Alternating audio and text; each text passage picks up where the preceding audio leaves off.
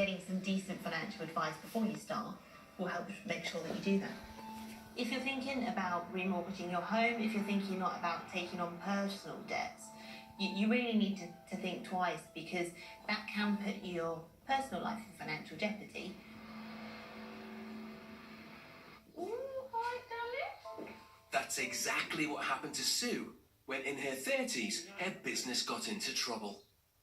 By the end, it was well over £250,000 of debt that I don't like to think back, it's too much. In her early 20s, Sue was looking to start a career in business. My mum said to me, there's this guy ringing saying he wanted you to work with him, making children's placemats. I felt this was the biggest opportunity to get more into a business, and it just felt right. After a few months, we'd built up such an amazing friendship and we'd fallen in love. It was quite unexpected. And so in 1984, we got married. Within 4 years, the couple had 3 children. Suddenly, their 28-year-old career woman was trying to juggle her home and work life. It was quite challenging those years because we had a business that was growing probably too fast, but I was also got 3 young children. Despite that, the couple continued to grow the business, with major high street retailers now queuing up to sell their products. And it just sort of grew and expanded, and then Toys R Us came into the UK and said, could you make a children's play tray? And my husband said to them, yes. And we worked out how we'd do it afterwards, which was fun and exciting. So we ended up making a children's tray. Originally, we had been made in China, and then decided we ought to start making it ourselves. Developing a manufacturing side to the business required serious investment, and this was money Sue and her husband didn't have.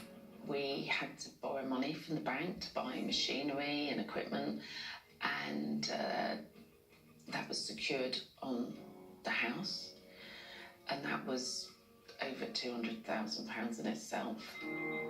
The cost of expansion, along with the loan repayments, meant their overheads and debts were rising rapidly, and every penny from their bulk orders was essential to make ends meet. When things are good, it's amazing working for yourself, but when it's bad, it's scary. You've got no other forms of income, and that was hugely scary. And then when the rent got doubled and we lost a big customer, suddenly there's no money coming in.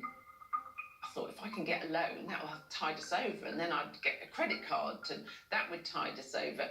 And, you know, I just started growing the debt, just to survive, hoping that it would all pass. But it didn't. It just got worse and worse and worse. Eventually, the couple's business problems started to affect their home life.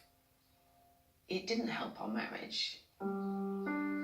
It was a struggle, working and living together, and our marriage did break down. I felt 2 happy households would be better for my children than 1 very miserable one, and it was the right decision. But unfortunately, it didn't help the debt situation.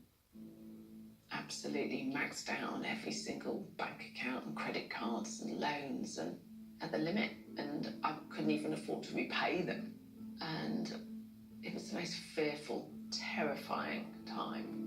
By now, the business had amassed debts of over £250,000.